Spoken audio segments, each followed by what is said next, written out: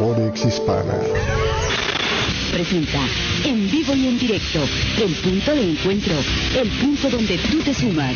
Esto es Punto 9 con Sergio Rocha. Comenzamos. 9 de la mañana con 34 minutos. Gracias por acompañarnos el día de hoy en este espacio en vivo, aquí a través de Radio Forex Hispana. Yo soy Sergio Rocha y le doy la bienvenida para este programa del día de hoy, martes ya 1 de diciembre. Arrancamos el último mes del año y bueno, pues ya son solo semanas para irnos de vacaciones y concluir así el periodo del 2015, que la verdad es que estuvo bastante interesante en cuanto al punto de vista fundamental, pero complicado para el trading. Yo no sé a usted qué le pareció, pero este fue un año cargado y esperemos que no se extienda esto para el próximo año, pero fue un año cargado de incertidumbres, ¿no? Donde está tan delicado el tema de la decisión de los bancos centrales alrededor del mundo, que pues está generando caídas en los volúmenes de operaciones en todo el mundo. Y por ejemplo, estaba leyendo más temprano el día de hoy una nota que hablaba sobre la bolsa de España, que tiene un 25% menos en el comparativo analizado para noviembre de operaciones que el año anterior, ¿no? Entonces, nada más por ejemplo, le pongo esto. Pero bueno, vámonos con el tema de nosotros, que es el mercado de divisas, y comenzamos con los fundamentales que pues le pusieron rostro a esta jornada. La actividad manufacturera en la eurozona se acelera en noviembre en línea con las previsiones, a pesar de los atentados terroristas de París de mediados de este mes. El índice de gestores de compra subió a 52.8 en noviembre, dice Market, frente al dato de 52.3 registrado en octubre. El subíndice de pedidos de exportación creció a su ritmo más rápido desde mayo, mientras que las empresas contrataron a más trabajadores, una señal de que esperan que continúe la recuperación. Sin embargo, a pesar de estos factores que son positivos, los fabricantes redujeron sus precios, lo que envía un mensaje a los responsables de política monetaria del Banco Central Europeo, pues antes de este jueves, diciendo todavía queda trabajo por hacer si es que se quiere regresar la inflación hasta el objetivo de por debajo, pero pegado al 2%. Y también el día de hoy se dio a conocer la actividad del sector manufacturero de China, que se contrajo ya por noveno mes consecutivo en noviembre, aunque eso sí a un ritmo más lento que en octubre, según la última encuesta publicada por Caixin y Market. El índice de gestores de compra del sector manufacturero, según estos dos entes, subió a 48.6 en noviembre, superando las expectativas del mercado de un 48.3, lo que habría sido pues estable respecto al mes anterior o sin cambios con respecto al mes anterior. La lectura ha sido la más alta desde junio, pero se mantiene por debajo del nivel de 50 que divide a la contracción de la expansión. Esto sugiere un deterioro de la actividad y que la segunda economía más grande del mundo sigue perdiendo impulso, aunque a un ritmo más gradual de lo que los inversionistas estaban temiendo durante el verano. Esto indica que la presión sobre el crecimiento económico se está moderando y la política fiscal ha tenido un efecto sólido, opinaba He Fan, economista en jefe de Caixin. En general, la economía aún se encamina a una mayor estabilidad, agregó, y aunque contiene varios elementos alentadores, la encuesta sugiere también que la economía de China todavía está luchando en varios frentes sin una recuperación significativa a la vista. Después de caer durante 6 meses, el subíndice de producción volvió a una lectura neutra de 50 en noviembre. Sin embargo, los nuevos pedidos exhibieron desempeños dispares, generando dudas sobre si la producción de las fábricas volverá a un crecimiento sostenible. Los nuevos pedidos de exportación se expandieron a su ritmo más acelerado en 13 meses, aunque a un ritmo moderado, pero la demanda interna podría haberse debilitado. El subíndice general de nuevos pedidos, que cubre las órdenes del país y en el extranjero, se contrajo a un ritmo levemente más rápido que en octubre y por quinto mes consecutivo. Y también el día de hoy teníamos el dato de la tasa de desempleo de la eurozona, que se redujo por segundo mes consecutivo en octubre, situándose en el 10.7 desde el 10.8% del mes anterior. Los economistas estaban esperando que la tasa de cambio en el desempleo pues fuera de cero. Y aunque esta mejora supone una noticia moderadamente alentadora para la recuperación de la eurozona, la tasa de desempleo sigue siendo el doble de alta que, por ejemplo, en Estados Unidos, el Reino Unido o Japón, lo que refleja que aún existe una elevada capacidad ociosa en la economía de la eurozona y que las presiones inflacionarias seguirán siendo flojas. Y el día de hoy también se dio a conocer el dato en particular para Alemania, que tocó un nuevo mínimo en noviembre, tendencia que ya ha comenzado a animar el consumo de las familias, dicen allá en Alemania, y el crecimiento de los salarios en la mayor economía de la eurozona.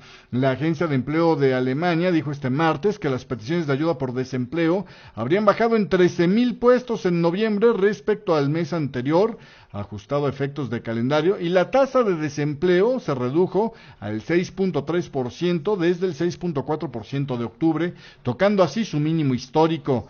Los economistas estaban esperando un descenso de 5,000 personas en las peticiones de ayuda por desempleo. El dato confirma que el mercado laboral de Alemania es el más robusto en este momento para la eurozona y que el elevado flujo de inmigrantes aún no provoca un repunte en el desempleo. El dato total de desempleados se redujo en 16,000 hasta los 2.63 millones, que según un portavoz de la Agencia de Empleo es el mejor nivel que existe desde noviembre de 1991.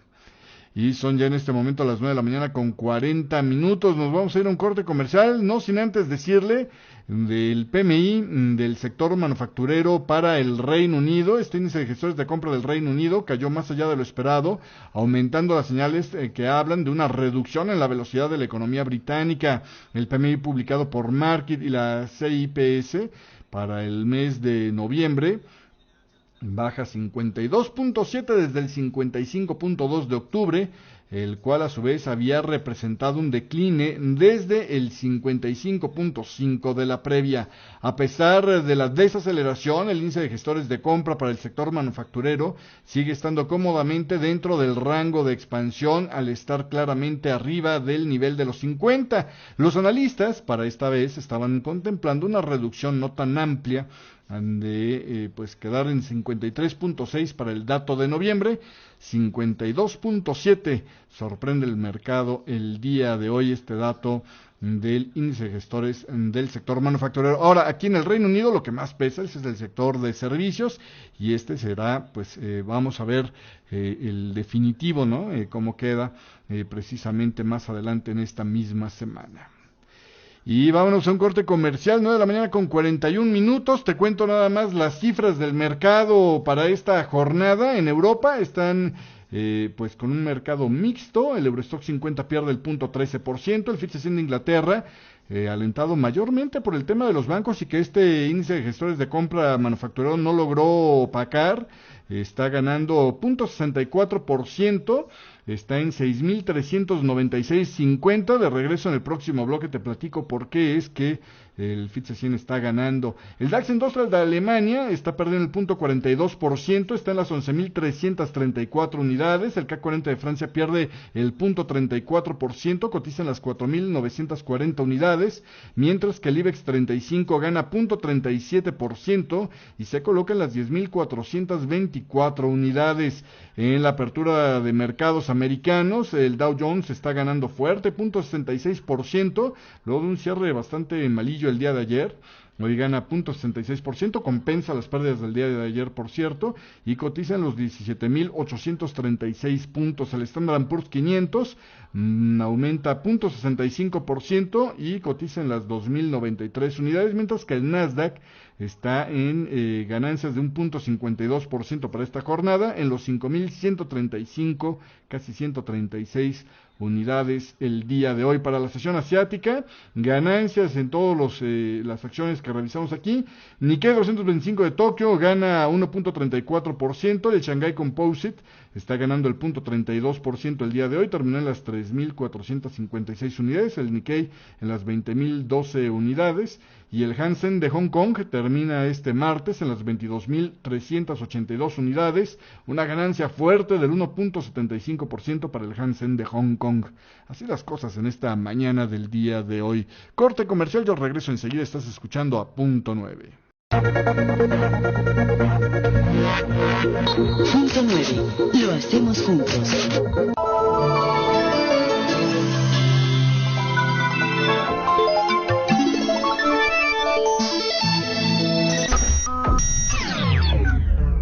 Los números de Fibonacci tienen una gran interacción con los mercados financieros. Descubra cómo estos patrones inherentes a la naturaleza en todas sus expresiones, desde el número de los dedos en su mano hasta el comportamiento de las tormentas, se hacen presentes en todo lo que nos concierne, incluso los recorridos del precio para detonar las decisiones de sus operadores. Entiende este concepto y aprenda a sacarle provecho con el curso más completo en español sobre el tema de Fibonacci. Disponible en www.educacionfinanciable.com. Punto 9. Conducido por Sergio Rocha. 9 de la mañana con 44 minutos. Seguimos con más aquí en vivo a través de Radio Forex Hispana. Y te comento que el Producto Interno Bruto de Suiza se mantuvo sin cambios inesperadamente en este último trimestre, según la Oficina Federal de Estadísticas de Suiza, que expresó que el Producto Interno Bruto se mantuvo en cero, el crecimiento partiendo de un más 0.2% del trimestre anterior. Los analistas estaban esperando que el Producto Interno Bruto aumentara un 0.2% para esta ocasión. Y te decía yo de los bancos que les está yendo bien. Bueno, pues mayormente tiene que ver con el tema de que pasaron las pruebas de resistencia. Además, el Banco de Inglaterra anunció este martes que relajará la presión sobre los bancos locales respecto a sus colchones de capital que deben de acopiar. El Banco Central dijo que los requisitos de capital no seguirán aumentando en los próximos años e indicó que los bancos necesitan un ratio de capital Core Tier 1 del 11% de los activos ponderados por riesgo para el 2019, objetivo que la mayoría de los bancos ya prácticamente ha cumplido, dice el Banco de Inglaterra. Este anuncio se conoce después de que revelaran los resultados de las pruebas de solvencia a los principales bancos británicos, en donde el Royal Bank of Scotland Group y el Standard Chartered, que pues estaban preocupados, habrían superado las pruebas, aunque tienen algunos puntos todavía pendientes. La moderación del tono de la entidad monetaria se debe a que ha aumentado su confianza en poder liquidar de una forma segura a los bancos en quiebra y porque los bancos poseen deuda que puede rebajarse en momentos de crisis, dicen. Tras varios años de reforma regulatoria, el trabajo para diseñar estos estándares están llegando a su fin, señaló el Banco de Inglaterra en su informe, y ahora el banco no estaría buscando aumentos estructurales adicionales de los requisitos de capital para el conjunto del sistema. El Banco Central aún podría ajustar los requisitos de capital en función de la fortaleza de la economía, recurriendo a una nueva medida denominada colchón de capital anticíclico. El colchón está actualmente en cero, pero las autoridades han indicado que podrían estudiar subirlo en marzo.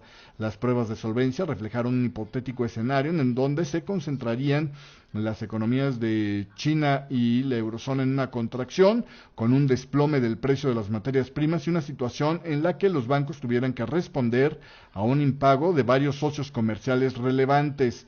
2 de los 7 bancos examinados, el Royal Bank of Scotland y el Standard Chartered, destacaron una debilidad mayor a los demás, pero dicen ya han tomado medidas para reforzar sus balances.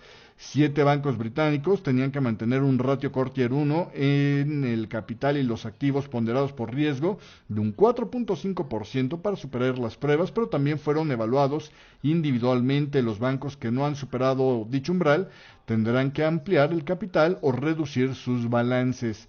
Los bancos que se han sometido a las pruebas son el Royal Bank of Scotland, Barclays, HSBC Holdings, el Lloyds Banking Group, Nationwide Building Society, Santander Reino Unido y Standard Chartered. El Royal Bank of Scotland incumplió el requisito de capital individual del regulador. El Banco Central dijo que la entidad no tiene previsto emitir bonos para cubrir sus necesidades de capital, y al Standard Chartered le faltó ahí el tema de, dice, un requisito importante, no lo señalan en concreto, pero sí superó las pruebas de solvencia, dice el Banco de Inglaterra. Y continuando con más información, bueno, pues apenitas el día de ayer teníamos el anuncio de que el yuan sería incluido a partir de octubre del 2016 dentro de la canasta de divisas dentro de la canasta de divisas del Fondo Monetario Internacional. Y hoy el Banco de China dice que pues mantendrá el yuan en un nivel razonable y no ve por el momento necesidades de depreciar su moneda.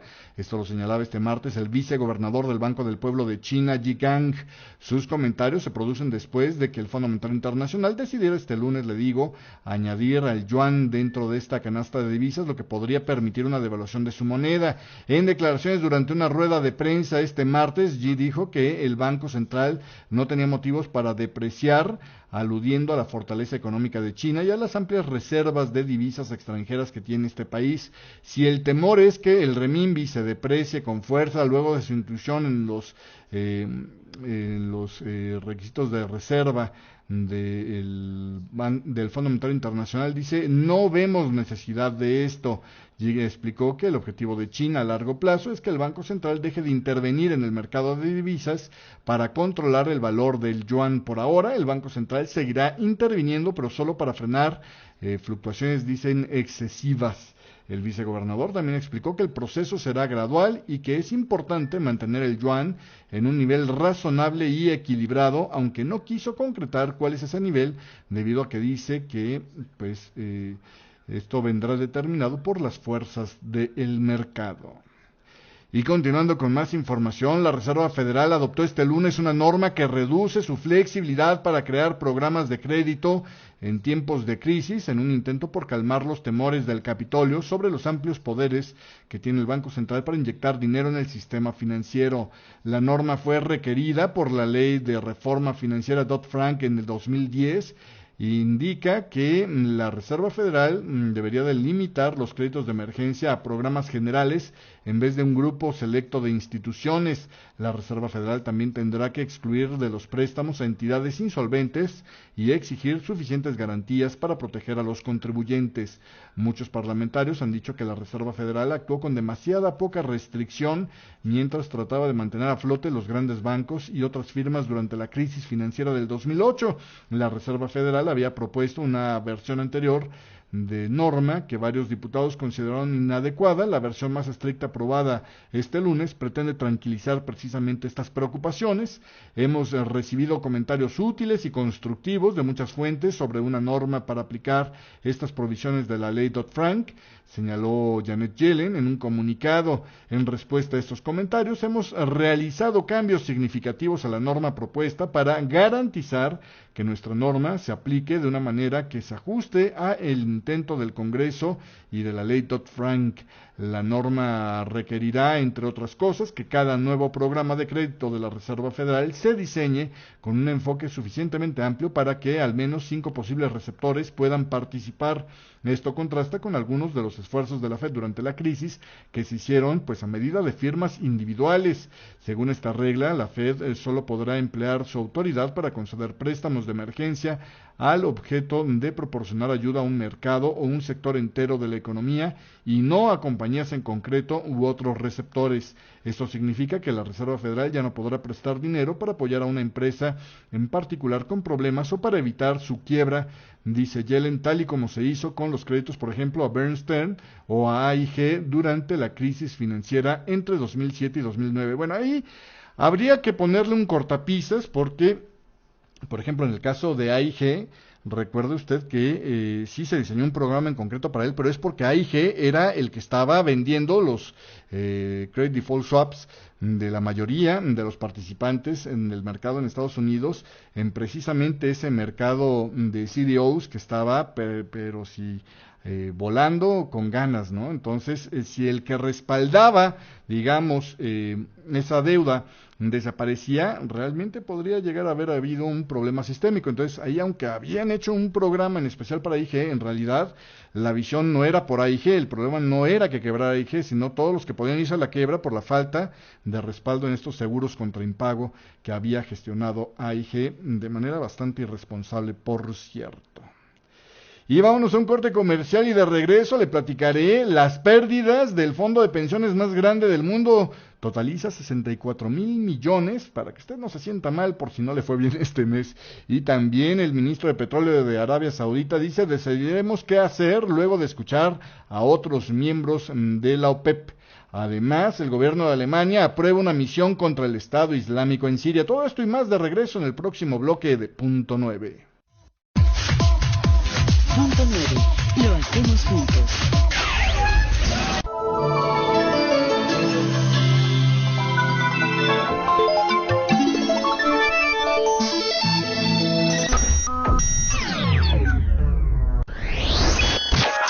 Nobels relevantes. Este es el grupo de personas que por sus avances e ideas revolucionarias han ganado un premio Nobel y que tienen que ver con el mercado. Pocas son las veces en las que podríamos imaginar que alguien que no sea un economista pueda ganar el premio Nobel de Economía. Sin embargo, ocurrió en 2002 cuando el psicólogo Daniel Kahneman obtuvo su presencia entre los ganadores del Nobel al sentar las bases de un nuevo campo en la economía conductual, que ha transformado la visión de los economistas sobre el ser humano, que no siempre se comporta de forma racional. Estos son los hombres que han forjado su paso a través de la historia y han obtenido el reconocimiento del premio Nobel con temas relacionados a la economía. Punto 9. Conducido por Sergio Rocha. Seguimos con más en vivo, 9 de la mañana con 55 minutos. Y fíjese usted que el fondo de pensiones gubernamental de Japón, el más grande del mundo, perdió 64,000 millones de dólares en acciones en lo que fue agosto y septiembre, según los documentos publicados este lunes en Tokio. 135.1 billones de yenes, equivalentes a 1.1 billones de dólares, fue con lo que quedó después del decline del 5.6% del último trimestre, la caída más grande en datos comparables con respecto a abril del 2008. Esto es pues el resultado de una, digamos, mezcla ahí medio tóxica, ¿no? En las turbulencias que tuvimos precisamente durante este verano, con el aumento de la capacidad de exposición que le habían otorgado a los fondos de pensiones allá en Japón, precisamente con el fin de tratar de impulsar el mercado accionario allá en Japón, si usted se acuerda. Y la verdad es que a mí siempre me ha parecido que estos fondos de pensiones están jugando con ellos de manera un tanto irresponsable, las autoridades, al quitarle esas cortapisas. Mire, la gente que está en retiro o que está ahorrando para el retiro, ese dinero debería de ser sagrado y debería de ser expuesto pues lo menos posible a mercados que tienen cierta volatilidad, ¿no? Entonces, para esos eran esos frenos precisamente que se le habían puesto a este tipo de fondos, pero con el tal de impulsar los mercados accionarios, les han abierto la llave, dado que estos tienen una cantidad pues bastante interesante para invertir. Y bueno, pues a mí me parece que ahí están los resultados de estas maniobras. Pero por lo pronto, así las cosas el día de hoy. Continuando con más información, el ministro de Petróleo de Arabia Saudita, Ali Al-Naimi, anunció este martes que su reino discutirá todos los temas de la agenda de la reunión de la Organización de los Países Exportadores de Petróleo este viernes allá en Suiza. Y después entonces tomarán una decisión, escucharemos y después decidiremos, respondió el ministro a la pregunta de qué resultados espera su país para esta reunión en cuanto a si funciona la estrategia del reino de producir para proteger su cuota de mercado. El señor ministro del petróleo, el señor Naimi, respondió, pues, ¿qué estrategia? ¿Quién ha dicho que estemos manteniendo la cuota de mercado? Naimi hizo estas declaraciones a su llegada a Viena, pues haciendo un poco a que le hablaba el tío Lolo, ¿no? Pero, en fin, así las cosas. Continuando con más, fíjese usted, el gobierno de Alemania aprobó este martes el envío de una misión para combatir al Estado Islámico en Siria con el fin de respaldar la petición del presidente de Francia, François Hollande, de reforzar los esfuerzos internacionales contra el terrorismo islamita. Alemania enviará 1.200 soldados y aviones de reconocimiento a Siria para ayudar a combatir al Estado Islámico, dijo el gobierno en un comunicado. Esta decisión pone de manifiesto la forma en la que los recientes atentados de París, que dejaron sin vida a 130 personas por lo menos, han obligado a uno de los países europeos menos militaristas a replantearse su intervención en este asunto. Alemania ha estado suministrando armas y formación militar a las fuerzas kurdas en Irak, pero ahora está intensificando su postura con el envío de tropa y aviones directamente. El Parlamento de Alemania, en donde el partido de Angela Merkel cuenta con mayoría, todavía necesita aprobar la misión para que se desplieguen las tropas, y ahí la verdad es que me sorprendió esta decisión. Se me hace un movimiento bastante arriesgadón, ¿no?, el que tomaron precisamente el día de hoy, porque bueno, pues si de repente llegara a haber una muerte interesante de soldados alemanes, pues podría estar en peligro la reelección de Angela Merkel. Pero bueno, pues así las cosas el día de hoy. Y con esto ya terminado, no, le cuento muy rápidamente, estamos esperando, en un minuto más saldrá el dato del ISM manufacturero para Estados Unidos, pero mientras le cuento el dato del PMI manufacturero de Market para Estados Unidos, quedó en 54.1 en noviembre. El PMI manufacturero de noviembre, perdón, no es cierto, quedó en 52.8, PMI manufacturero para el mes de noviembre, según Market allá en Estados Unidos, y estamos a segundos de la publicación de este dato del ISM manufacturero para los Estados Unidos, que parece que va a tirar al dólar un poquito más en esta jornada del día de hoy. Ahorita le paso el dato como quede. Por lo pronto, déjenme ver si ya lo tenemos. El ISM manufacturero para el mes de noviembre queda en 48.6, entra en territorio contráctil, 48.6 desde el 50.1. Este dato para noviembre. El ISM de empleo del sector manufacturero quedó en 51.3, por arriba del 48.4 que se estaba esperando y del 47.6 de la previa. Curioso, ¿no? O sea, baja la confianza de los gestores de compra del sector manufacturero, pero aumentan las contrataciones, señal de que la realidad apremia más que lo que se espera por delante. El ISM del sector manufacturero, insisto, bajó a 48.6 desde el 50.5 que se estaba esperando o del 50.1 de la previa, y entra así en territorio contráctil. Por eso es que veíamos esta caída en el dólar el día de hoy.